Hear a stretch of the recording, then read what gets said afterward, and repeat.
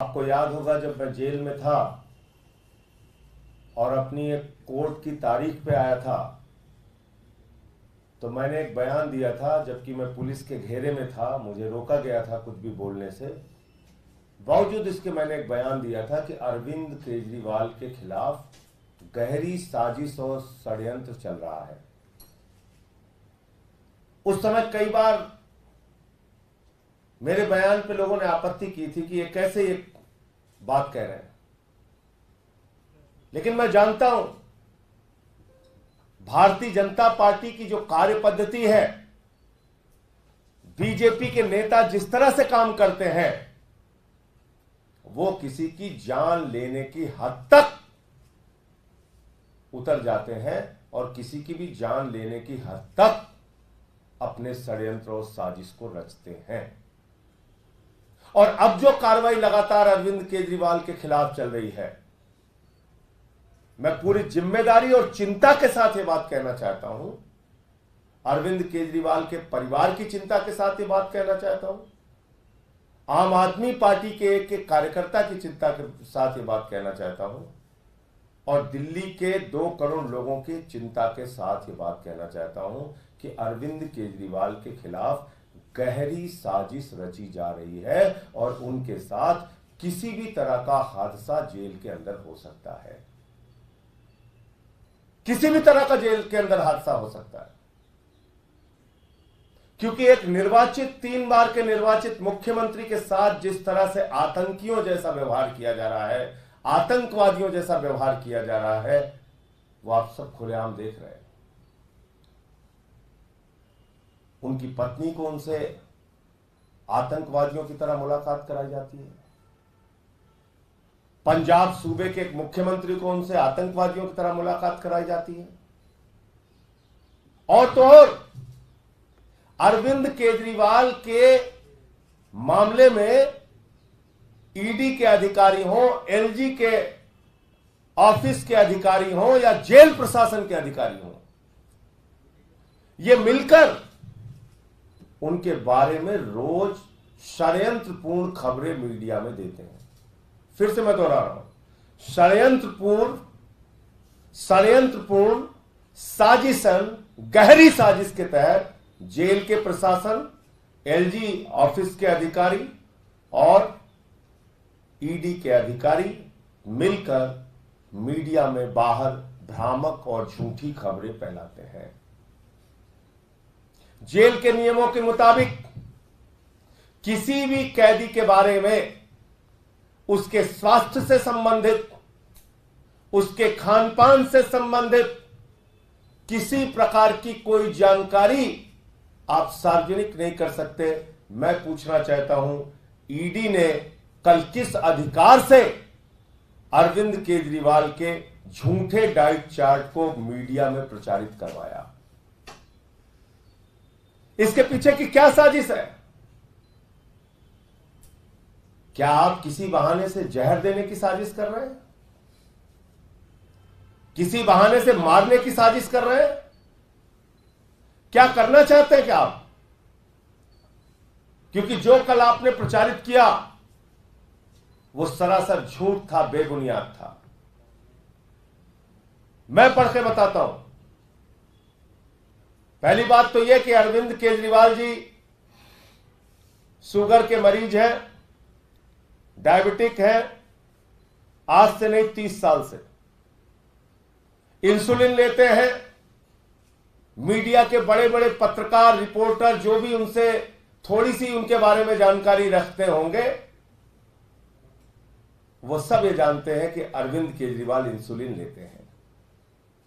और किसी भी शुगर के मरीज के लिए इंसुलिन दवा कितनी महत्वपूर्ण होती है कि अगर उसको समय पर इंसुलिन ना दी जाए तो उसकी जान जा सकती है। उसके जीवन के साथ प्रधानमंत्री नरेंद्र मोदी के इशारे पर खिलवाड़ क्यों किया जा रहा है? मेरा सीधा आरोप है, भारतीय जनता पार्टी और देश के प्रधानमंत्री के इशारे पर दिल्ली के मुख्यमंत्री के जीवन के साथ खिलवाड़ क्यों किया जा रहा है? इंसुलिन जो किसी भी शुगर के मरीज के लिए सबसे जरूरी दवा होती है, जीवन रक्षक दवा होती है, समय पर ना मिले तो जान जा सकती है, ऐसी इंसुलिन दवा भी उनको क्यों नहीं मुहैया कराई जा रही है? आप कल्पना कर सकते हैं, बड़े से बड़े अपराधी का ट्रीटमेंट एम्स जैसे अस्पताल में होता है, लेकिन दिल्ली के मुख्यमंत्री, 3 बार के चुने हुए मुख्यमंत्री को जेल प्रशासन इंसुलिन मुहैया नहीं करा रहा है। और आप जानते हैं, सामान्य तौर पे जेल प्रशासन अपनी ओर से नहीं कर सकता जब तक उनके आका जो ऊपर बैठे हुए हैं, देश के प्रधानमंत्री नरेंद्र मोदी, जब तक वहां से निर्देश नहीं जाता कि यह करना है, तुम्हें यह करना है, ऐसे साजिश करनी है, ऐसे साजिश करनी है, तब तक वो अपनी ओर से ऐसा काम नहीं कर सकते। ईडी के अधिकारी झूठा डाइट चार्ट प्रचारित कर रहे हैं, कह रहे हैं अरविंद केजरीवाल अपनी शुगर खुद बढ़ा रहे हैं। शर्म आनी चाहिए ईडी के अधिकारियों को। और हम लोग जल्द ही चुनाव आयोग में शिकायत करेंगे, क्योंकि ये चुनाव का वक्त है। हमारी पार्टी के नेता को बदनाम करने के लिए जेल प्रशासन के जो जो अधिकारी शामिल हैं इस साजिश में, एलजी ऑफिस के जो जो अधिकारी शामिल हैं इस साजिश में, ईडी के जो अधिकारी इस साजिश में शामिल हैं, अरविंद केजरीवाल की जिंदगी और जीवन के साथ खिलवाड़ करने की साजिश में जो लोग शामिल हैं, उनके विरुद्ध निलंबन की कार्रवाई की जाए, उनके विरुद्ध सख्त प्रशासनिक कार्रवाई की जाए। हम चुनाव आयोग से मिलकर और भारत के राष्ट्रपति से मिलकर इसकी भी मांग करेंगे। आपने मजाक बना रखा है, आप कुछ भी करेंगे, इंसुलिन की दवा नहीं देंगे। एक आदमी की जिंदगी के साथ आप खिलवाड़ कर रहे हैं, मजाक उड़ा रहे हैं। मैं पढ़ के सुनाता हूं उनकी शुगर की रिपोर्ट।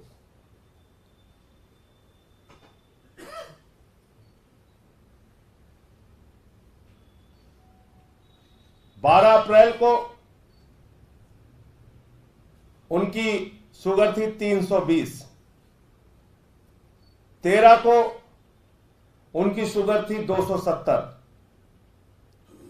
14 को उनकी शुगर थी 300, 15 को उनकी शुगर थी 300, 16 को उनकी शुगर थी 250, 17 को उनकी शुगर थी 280। ये उनकी शुगर की रिपोर्ट है, जो अपने परिवार से बातचीत के दौरान वो बताते हैं। उनको आप जानते हैं पैच लगा हुआ, जैसे मैं जेल में था मुझे पैच लगा हुआ था। शुगर के लिए हमेशा उसकी मॉनिटरिंग की जा सके, इसके लिए कोर्ट से मुझे भी ऑर्डर हुआ था, उनके पास भी है। किसी भी समय वो अपनी शुगर चेक कर सकते हैं। इसके बावजूद आप उनको क्यों नहीं दे रहे हैं इंसुलिन? यह आपराधिक कृत्य है। यह अरविंद केजरीवाल की जिंदगी के साथ खिलवाड़ करने की प्रधानमंत्री और उनके कारिंदे जितने भी हैं उनके साथ मिलकर एक गहरी साजिश है। और जल्द ही चुनाव आयोग से मिलके, भारत के राष्ट्रपति से मिलके उन तमाम अधिकारियों के खिलाफ जो इस साजिश में शामिल है अरविंद केजरीवाल के खिलाफ, उनके खिलाफ निलंबन की कार्रवाई की जाए, ऐसी हम लोग मांग करेंगे। ये चुनाव का वक्त है, आप हमारे पार्टी के नेता को रोज रोज बदनाम करेंगे झूठे बेबुनियाद आरोप लगा के।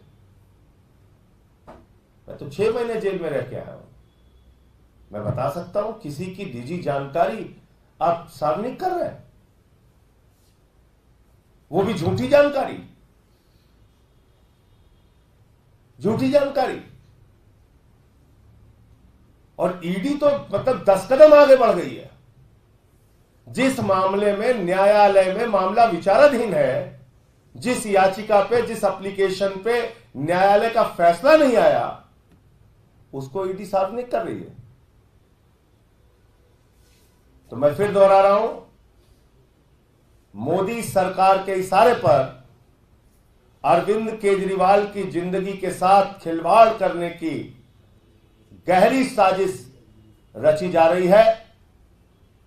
और मैं देश के लोगों से, दिल्ली के लोगों से अपील करना चाहता हूं कि वो आपका बेटा जिसने आपके बच्चों के लिए शिक्षा, स्वास्थ्य, बिजली, पानी, बुजुर्गों की तीर्थ यात्रा, माताओं बहनों के लिए बस की फ्री यात्रा, इतनी सुविधाएं देने के लिए काम किया, दिन रात आपके लिए काम किया, आज आपका वो बेटा जेल के अंदर, उसके खिलाफ भाजपा के लोग और प्रधानमंत्री मोदी जी की सरकार एक गहरी साजिश, उनका जीवन, उनकी जिंदगी के साथ खिलवाड़ करने के लिए रच रही है, एक गहरी साजिश कर रही है। और इसमें आप सब लोग केजरीवाल जी के साथ खड़े होइए और अपने वोट की ताकत से जवाब दीजिए इन बातों का। कल से आप देख रहे हैं, शर्म आती है, ऐसी राजनीति मैंने देखी नहीं। मीडिया के लोग मजाक उड़ा रहे हैं अरविंद केजरीवाल का। माफ कीजिएगा मेरी बात बुरी लगे तो, थोड़ा पता तो कर लेते आप, सही जानकारी तो ले लेते। कल हमारे एक नेता के बारे में पहले ही गिरफ्तारी की खबरें फैला दी चारों तरफ। आपकी भी महत्वपूर्ण जिम्मेदारी है, ऐसे मत कीजिए। इस साजिश का हिस्सा मीडिया के लोगों को बिल्कुल नहीं बनना चाहिए। आप सावधानी से सारी खबरों की पहले जांच पड़ताल कर लीजिए, फिर आप दिखाइए, जो सच है उसको दिखाइए। भाजपाई कल से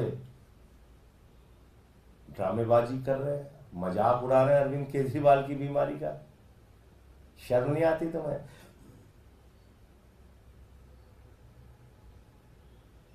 बहुत वरिष्ठ नेता हैं जेपी नड्डा जी, हमारे साथ राज्यसभा में हैं, और भी बहुत सारे नेता हैं बीजेपी के, पता कर लीजिएगा, उनको भी खुद गृह मंत्री अमित शाह जी से पूछ लीजिएगा,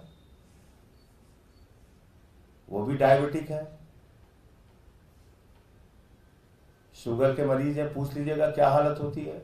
मैं खुद 6 साल से डायबिटिक हूं। ऐसे मजाक मत उड़ाओ,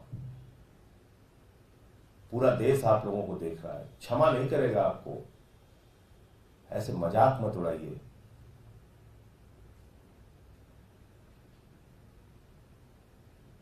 मतलब कल से मैं देख रहा हूं बीजेपी के लोग ऐसे मजाक उड़ा रहे हैं अरविंद केजरीवाल की बीमारी का।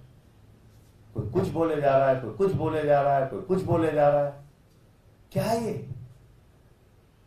इतना नीचे स्तर पर राजनीति। तुम कभी बीमार नहीं पड़ते? तुम्हारे पिता, तुम्हारे माता, तुम्हारे बच्चे, तुम्हारे घर के लोग कभी बीमार नहीं पड़ते? कोई बीमार है तो उसकी बीमारी का मजाक उड़ाना है तुम्हें? तुम्हारे नेताओं को डायबिटीज नहीं हुई है, वो इलाज नहीं कराते अपना, वो इंसुलिन नहीं लेते, वो दवाएं नहीं लेते। तुम एक आदमी को 3 बार का मुख्यमंत्री जो है उसको जेल में डाल के उसको मारने की साजिश रच रहे हो, और पूरी पार्टी मजाक उड़ा रही है अरविंद केजरीवाल का। तो ये बहुत ही राजनीति के न्यूनतम स्तर पर भारतीय जनता पार्टी चली गई। नहीं कहना चाहिए उनको कि वो संस्कारों वाली पार्टी है, पार्टी विद द डिफरेंस है। क्या शिक्षा मिली है आप लोगों को? यही सिखाया जाता है आरएसएस की शाखा में, यही आचरण है, आप लोगों ने यही सीखा है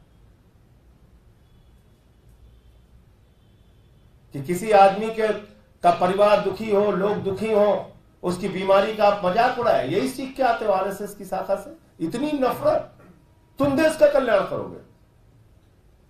इतनी नफरत मन में भर के काम करने वाले लोग देश का कल्याण करेंगे? मुझे इतनी बात कहनी थी। आपका कोई प्रश्न होता? अमानत जी से आपकी अगर बात हुई हो जब वापस घर आए तो बताया क्या हुआ था कल एक्चुअल में? उसके बारे में डिटेल्ड जानकारी हम आपको देंगे। और जो कल हमने कहा था, आज फिर दोहरा रहा हूं, अमानतुल्लाह खान के खिलाफ निराधार, बेबुनियाद सारा मामला ईडी ने बनाया है। कोई तथ्य, कोई प्रमाण उनके खिलाफ नहीं है। सर, एक ये सवाल उठाया जाता है कि तिहाड़ जेल अगर दिल्ली सरकार के अंडर में आ जाता है, प्रशासन दिल्ली सरकार के अंडर में आता है, तो वहां पर फिर इस तरह से पीएम और दूसरे लोग साजिश कैसे कर पाते हैं? दिल्ली सरकार के अधीन जो अधिकारी हैं वो तो आपके ऑर्डर डीजे किसके अंडर में है? वहां का डीजी किसके अंडर में है? जेल का, तिहाड़ जेल का जो डीजी है उसकी नियुक्ति गृह मंत्रालय करता है। सर्विसेज मोदी जी ने सुप्रीम कोर्ट के फैसले के बाद भी हमसे छीन लिया। जेल के आला मालिक एलजी हैं, वो कल ट्वीट करके चिंता जता रहे हैं। और पता नहीं मीडिया के माध्यम से ही खबरें आई कि उससे पहले उन्होंने डीजी प्रिजन से मुलाकात की। तो जब मुलाकात की तो ट्वीट करके कौन सी रिपोर्ट मंगा रहे हैं? यही मैं कह रहा हूं, ये सब बहुत गहरी साजिश का हिस्सा है। मैं यही कहना चाहता हूं। ऐसी खबरें आई मीडिया में, मुझे जानकारी नहीं है इसलिए मैं उसकी पुष्टि नहीं कर सकता। आप लोग पता कीजिए और ये भी पता कीजिए कि क्या, और देखिए ये एकदम अपने दिमाग से निकाल दीजिए कि अरविंद केजरीवाल इस प्रकार की किसी भी कार्रवाई से डरने, झुकने या उनका मनोबल टूटने वाला है। आप करते रहिए साजिश, हम लोग लड़ेंगे आपसे।